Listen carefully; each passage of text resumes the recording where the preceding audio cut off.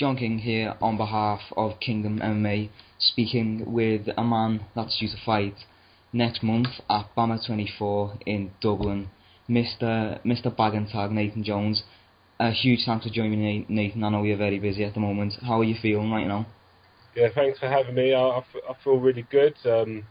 Tired at the moment, it's the end of the week and stuff, but that's just, another week in the bag, getting those gains, put them to good use. I'm like 6-7 weeks out from the fight now. I'm at a good place and I'm ready to go, man. So, before I start talking about BAMMA 24 and your fight, recently you won a BAMMA Submission of the Year with your submission at BAMMA 19 against Oscar Sommerfeld.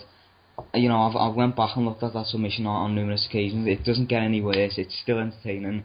The triangle choke, you choked Oscar Sommerfeld out cold. Excellent transitions. What does it mean to you to get recognition and kind of win an award like that and get a lot of praise for something that you've done so long ago? Yeah, I mean, it feels great. It's about 9 months ago now, so it's brilliant that even 9 months later, it's still resurging and I'm getting exposure for that, so I can't complain. Even when I did the fight, I couldn't believe how the fight went. Not that I was complaining. This is how I train. So I saw that's the fruit of my labour. You sow what you reap, and train good, train hard, and Oscar's a tough guy, man. So I feel great with that. So, you're fighting, as I mentioned, in about a month. How, not just for this fight, but what are you looking for in 2016? What are your goals? Where do you hope to be at the end of the year? Yeah, at the end, I've signed for BAMMA, so my fights will be on BAMMA. Looking for 4 fights this year. I love staying active. I don't want ring rust to be a factor. And when you stay active, you're going to keep building, and getting better. So 4 fights this year.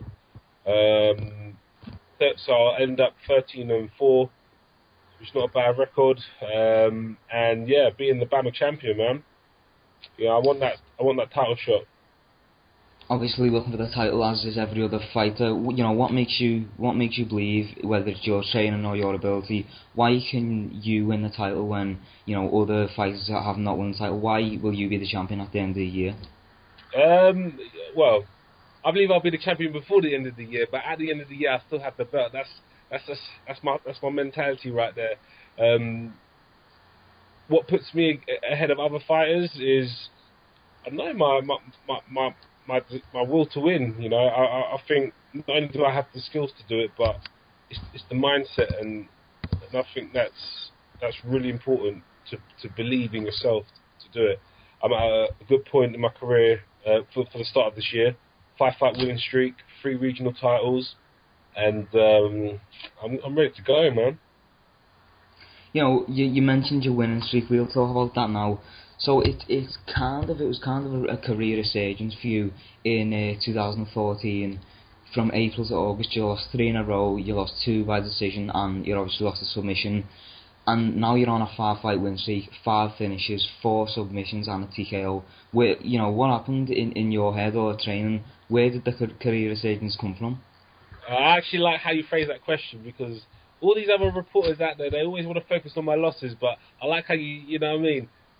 4 submissions and a TKO, yeah, that's got a ring to it.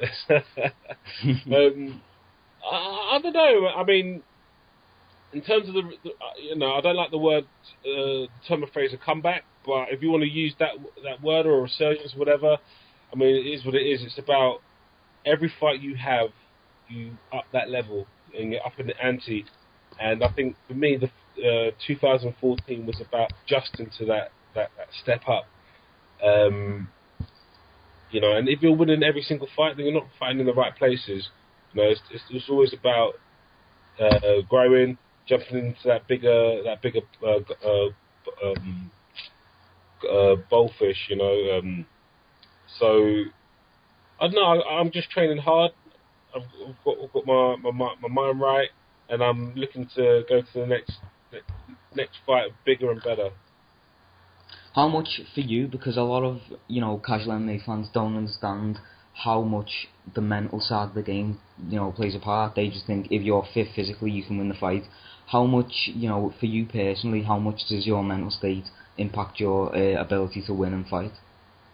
Oh, a whole heap, a whole heap. I mean, from those 3 losses, that's when I really started to understand where I was missing and the things that I needed to improve on.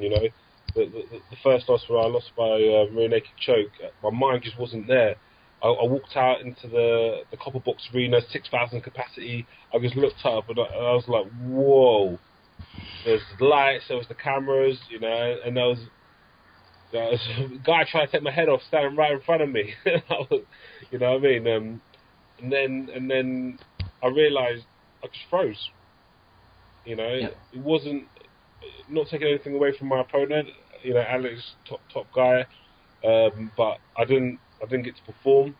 The next couple, I didn't. I always had that doubt, that little devil on my shoulder, saying, "Oh, but what if this and what if that? What if the other?" So I started seeing a sports psychologist, and we started to work on things, addressing the controllables, the non-controllables, and start reaffirming that self-belief. Yeah. So we'll talk about your fight at BAMMA 24 now. And first off, I want to ask you. You said you froze under that, but your mindset's right now. This is a huge event. First event 2016 for BAMMA. A huge event for the whole UK MMA. We've got Tom Duquesnoy making his bantamweight debut. Chet Kone's attempting to defend his title. There's a whole lot of real talent on that card. How much pressure is on you, to deliver on such a huge card in a huge arena? I mean, yeah, there's 2 ways to look at it. Yeah, I mean, you just said, the card's absolutely stacked. So there's pressure on myself and Peter to bring our A games, to perform for the fans, and whatever the result, the fans win. However, I'm not putting any more pressure than I need to. It's still a cage. I'm still having a fight, and I've still got a guy trying to take my head off.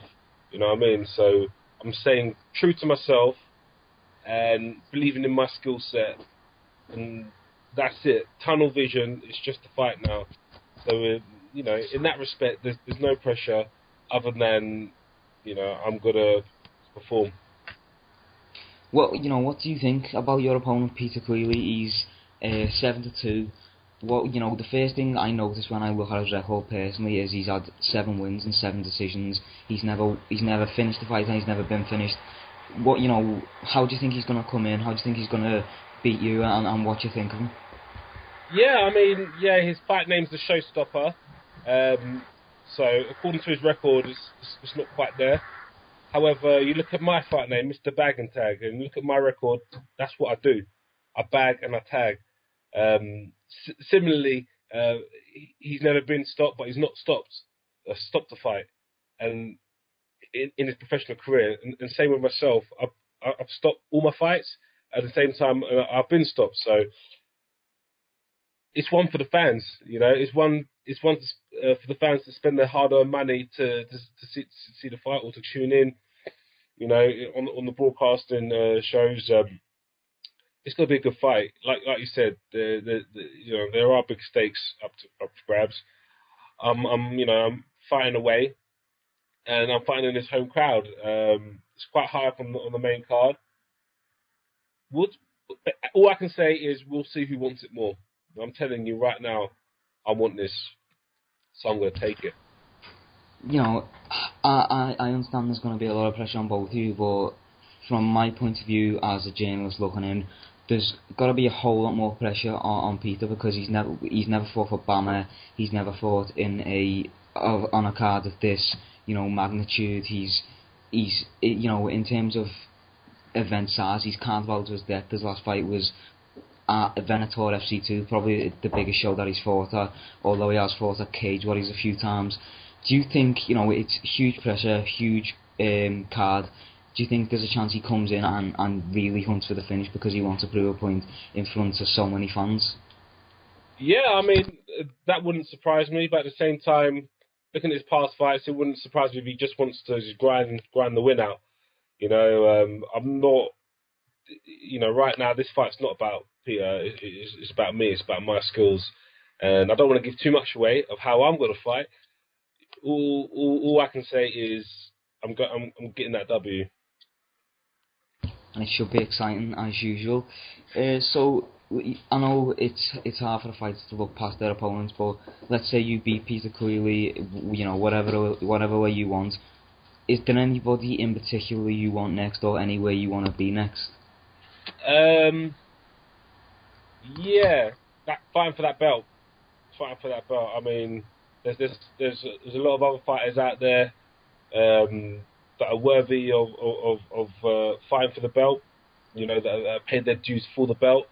So any one of those guys, I'm ready. I'm not in the fashion of calling people out, but at the same time, I have been called out quite a few times, like in the last 9 months since the submission of the year. Yeah. Called out quite a few times. So whoever wants to step up, I'm ready. I'm ready to fight.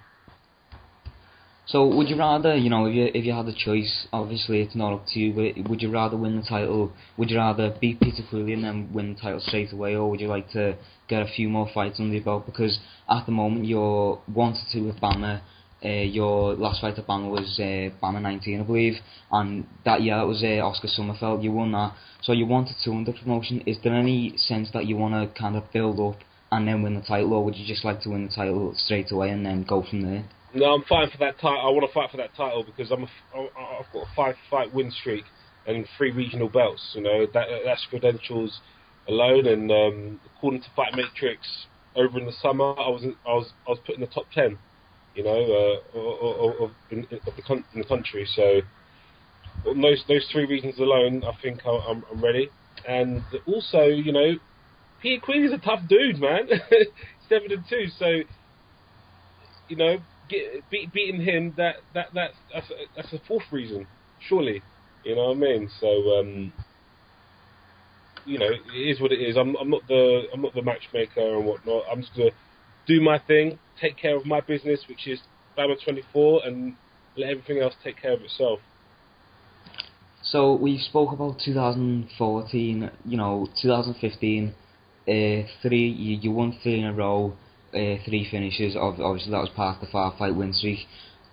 As a whole, in terms of fighting and out of the cage mentally and all the other things that are involved with mixed martial arts, how would you say the year went? Just review the year from your perspective and let us know how you thought it went. Yeah, the year went to plan. Every time I stepped out, like you said, I won, I finished.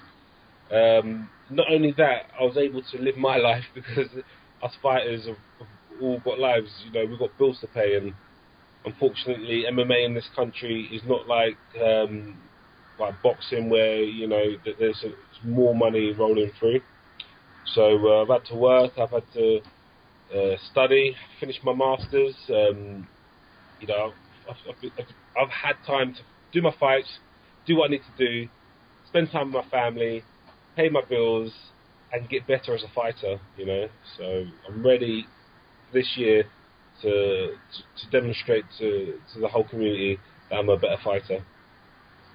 I know it's kind of personal, but on the subject of pay, how obviously UFC fight salaries are they are on the internet, but not they're not fully disclosed. How different is UK MMA salaries to the UFC? Is there a bigger difference than people think? Yes and no, really. I mean, depends who you are. I mean, I'd like I'd rather the UFC salary. Do you know what I mean?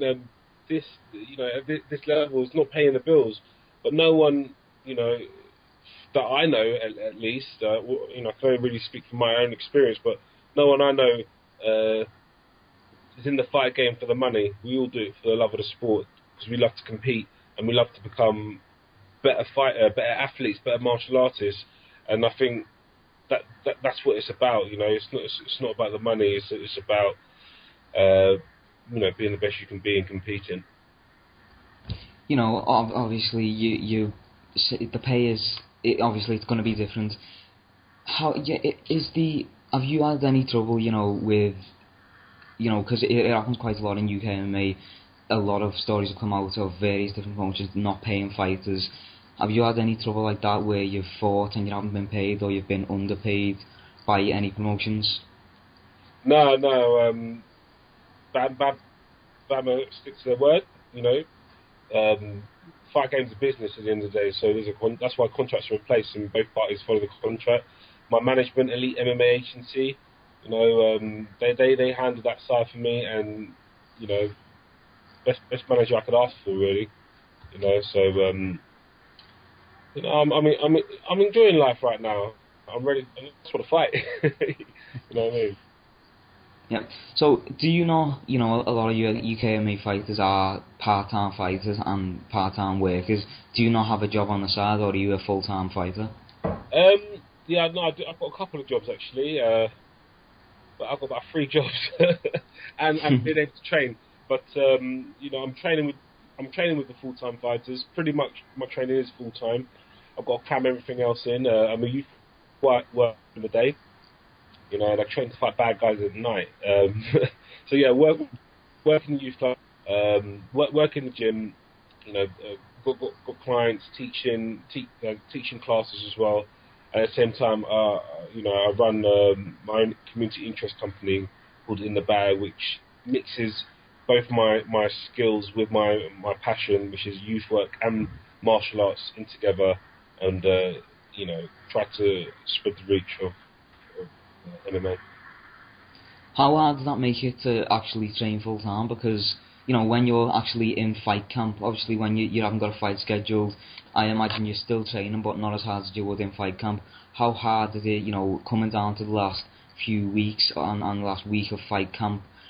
Is it hard to kind of balance your jobs and training? Do you get any leeway from your jobs? Can you say, I'm fighting, can I have a bit of time off? Yes and no. I mean, I've had 13 professional fights now, so I'm quite used to managing my time. My clients, I work around my training as well as with my business. My other employees, yeah, they're understanding, and they'll give leeway if I really need it. But at the same time, it's all about time management. There's a lot of people, I can't do this, I can't do that, I can't do that. Before I stepped up and reduced my work to increase my training, I was working full time, I was studying full time, I was training pretty much full time, and still had to have time for my family. So it all comes down to time management. So you want to win the title by the end of 2016, you want to keep the title by the end of 2016. Other than, let's say you don't get a title shot after this win, you've won 6 in a row. Any particular fighters other than the champion, anyone near the top of the division that you want to fight that you think could propel you into a title shot? Anyone on a win streak, anyone signed to BAMMA, anyone on a win streak, anyone wants to get bagged and tagged. So, is there any chance? Is there any chance you fight outside of BAMMA this year? To kind of maybe earn a bit of extra money, or just to, if BAMMA haven't got an event coming up, fight somewhere quickly to, because you love fighting obviously, and to earn a little bit of money. Yeah, I mean, it's always a possibility. I'm never one to limit my options. However, not only do I want to fight, I also want to compete. So kickboxing, jiu-jitsu. Last year I competed twice in each. Training my single disciplines, competing in my single disciplines has helped me to become a more well-rounded martial artist. Again, you've got to see that on BAMMA 24. So I don't want to overcommit myself to fighting MMA, because it does take a lot of stress on the body, and it does take its toll, with the weight cuts and whatnot. But no, I think 3 to 4 fights with competitions in between, just to supplement my thirst and hunger for competition, will be healthy enough to balance all my other commitments and interests and stuff. How does this, because obviously in the you know, if you're fighting for the UFC, they're not going to let you go and fight for another promotion unless your contract is up or they don't want you to fight anymore. How do you, you know, in UK MMA you see it a lot, a fighter who's signed to BAMMA fighting for a different promotion. How did that come about? You know, how do you say to BAMMA, oh, I'm fighting for these guys, and is there any points where, you know, they say, oh no, you can't do that, or is it just wherever you want to fight, you can fight? To be honest, I don't quite know from my point of view. The last couple of fights I had on BAMMA, they were for for a fight contract, one fight contract. Now I've signed a multi-fight contract, and I mean, you know, I'm signed that with the intention to fight my contract out. You know, the BAMMA put more fights on in the year, so there's not going to be the question of not getting the fights, and whatnot. And if the opportunity, you know, if that situation does come up, you know, come up, then we'll cross that bridge when we get there. From now on, I'm just BAMMA 24, deal with Peter Queally, and then look for a title shot. Okay, so BAMMA 24, February 27th, in the 3 Arena in Dublin. Second time BAMMA have been to Dublin, and it's a huge fight card. At the end of the day, Nathan Jones is going to walk away with a win. How does he get it done? Definitely within the time. I don't know. I'm not fussy. Whether it's standing up, whether it's on the ground, I'm still going with the flow. But you know, quicker the better. I don't get paid overtime. Before we go, is there any, you know, let the fans know where they can find you on social media? Yeah. No problem. You can follow me at Mr. Bag and Tag on Facebook, Twitter, Instagram. You know, or you can grab yourself a Mr. Bag and Tag t-shirt at MrBagandTag.com. I just want to give a massive shout out to all my friends and family, supporters, and my team. Shout out to Elite MMA Agency, Team Titan, Extraterrestrial Martial Arts, King Kickboxing, Richmond Fitness Club, Legacy BJJ. You know, the list goes on. Impact, Rev Gear, the list goes on. You know, you'll see me BAMMA 24. Yeah, I will see you there, and hopefully I'll get a chance to speak to you there, Nathan. Again, thanks for your time, and I'll speak to you after BAMMA 24. Brilliant. Thank you for having me.